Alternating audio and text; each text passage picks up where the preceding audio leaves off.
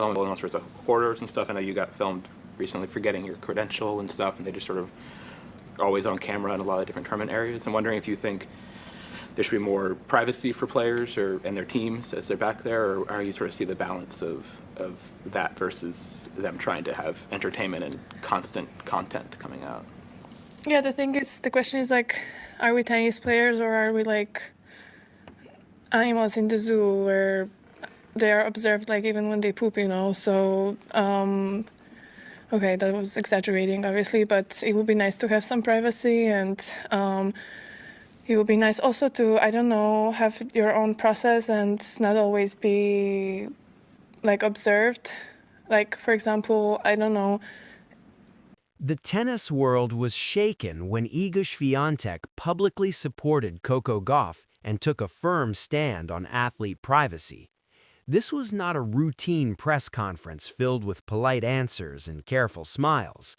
Iga spoke with intensity and frustration, and her message was impossible to ignore. She directly challenged the media, making it clear that this issue had gone too far. The usually calm Polish star made one thing very clear: WTA players are not animals on display. They are expected to compete at the highest level, show up ready to perform, and handle enormous pressure. But that does not mean they lose their right to privacy. Iga did not soften her words or move on quickly. She openly stated that elite athletes are human beings who deserve respect, dignity, and clear boundaries, something the media seems to forget in its constant chase for attention and viral moments. What we are seeing now is something rarely witnessed in professional sports. Iga is fully standing with Coco Gauff and calling out the media for repeated violations against athletes. This is not about one bad moment or one single player. It is about a deeper, ongoing problem that has existed in tennis and sports as a whole for many years. According to Iga, what happened to Coco Gauff crossed a line. It was wrong, it was exploitative, and it should never have happened. So what exactly triggered this backlash? After her painful quarterfinal loss at the Australian Open, Coco Gauff went to a private practice area. This is a space meant to be off-limits to cameras and reporters. It is where players go to cool down, release emotions, and process disappointment away from public view. In that moment, Coco was frustrated and emotional. She smashed rackets, believing she was in a protected environment. But someone decided that respecting boundaries mattered less than capturing dramatic footage. Coco was filmed without permission in this private space, and that video was then broadcast to the world. Millions of people watched a moment that was never meant to be public. Think about that. Imagine suffering one of the hardest losses of your career, stepping away to collect yourself in private, and later discovering that your lowest moment was recorded and shared everywhere without your consent. Coco did not stay silent. She warned the media that she would review the situation and consider legal action, and honestly, many believe she is absolutely right to do so. Coco Gauff is not backing down. She is preparing for what could be a $30 million lawsuit, a move that could permanently change how athlete privacy is handled. This is not just about receiving an apology or making headlines. This is about creating a legal standard that protects athletes now and in the future. That $30 million figure represents the value Coco places on her privacy, her dignity, and her basic right to have moments that are not turned into content for profit. Yeah, I tried to go somewhere where they wouldn't broadcast it, but obviously they did. So yeah, maybe some conversations we can be had, because I feel like at this tournament, the only private place we have is the locker room. I feel like certain moments, the same thing happened to Irina after I played her final US Open. I feel like they don't need to broadcast. I tried to go somewhere where I thought there wasn't a camera, because I don't necessarily like breaking rackets, but I lost 1 and 2. I broke 1 racket on quarters. So what ignited this major legal confrontation? It all traces back to Coco Gauff's emotional loss in the Australian Open quarterfinals. She was crushed. She was disappointed. She had fallen short on one of the biggest stages in tennis. Like any serious competitor, she needed time away from cameras to process that loss. But that space was taken from her. Instead of privacy, her frustration became public entertainment. And this is where Iga Świątek truly understood the bigger picture. Iga realized that Coco was not fighting only for herself. That is what makes this situation so powerful. Coco was standing up for every athlete who has been treated the same way. Coco even pointed out that Aryna Sabalenka had previously gone through a similar situation. In that case, the media broadcasted a private moment involving Aryna, and the backlash was brutal.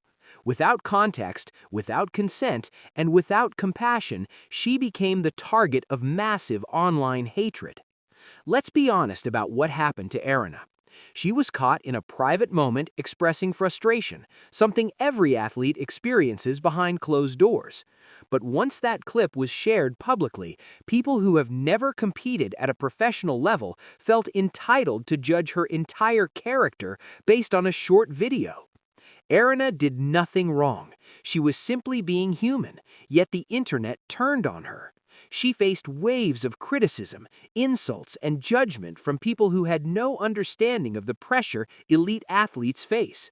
Keyboard critics suddenly became experts on professionalism and sportsmanship, tearing her apart over a moment that was never meant to be seen.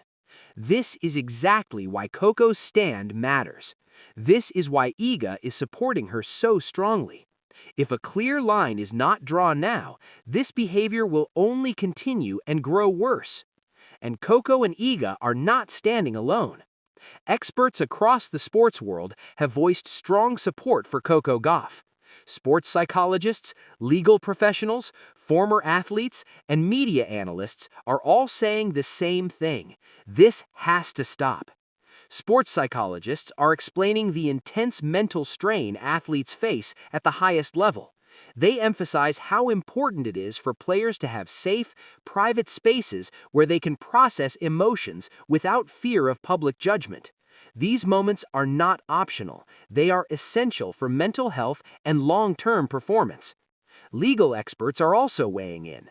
They are discussing consent laws, ethical journalism, and where the line should be drawn between public interest and personal privacy. Many believe Coco has a strong legal case and that this lawsuit could establish critical protections for athletes moving forward. Former athletes are sharing their own painful experiences. They speak about being filmed during their lowest moments and how those images followed them for years. They support Coco's courage in challenging a system that often treats athletes as content instead of people. All of these voices agree on one truth. Athletes are human beings. They are not machines built to perform perfectly at all times. They feel pressure. They break down. They lose control sometimes. That is not weakness. That is humanity. Think about your own life. Think about moments when you lost your temper, broke down, or reacted emotionally. Now imagine if those moments were recorded and shared with millions of strangers. How would that feel? Professional athletes dedicate their entire lives to their sport. They sacrifice normal childhoods, education, relationships, and personal freedom to chase their dreams. They understand that media attention comes with the job, but there is a clear difference between covering matches and interviews and invading private spaces to capture raw emotional pain. What Coco Gauff and Iga Świątek are fighting for goes beyond tennis. This is about setting boundaries in a world where privacy is disappearing. It is about pushing back against a media culture that prioritizes clicks over human dignity. It is about reminding everyone that athletes are people with rights, emotions, and limits. For too long, the media has crossed these lines because athletes were afraid to speak out. They feared being labeled difficult or harming relationships with powerful outlets. But Coco Gauff has said enough is enough, and Iga Świątek is using her voice to amplify that message. This moment could mark a turning point. It could be when the sports world finally acknowledges that athlete privacy matters. It could be when media organizations realize that ethical boundaries have consequences. And it could inspire other athletes to speak up when their privacy is violated. No matter how the lawsuit ends, Coco has already achieved something important. She has started a conversation that was long overdue.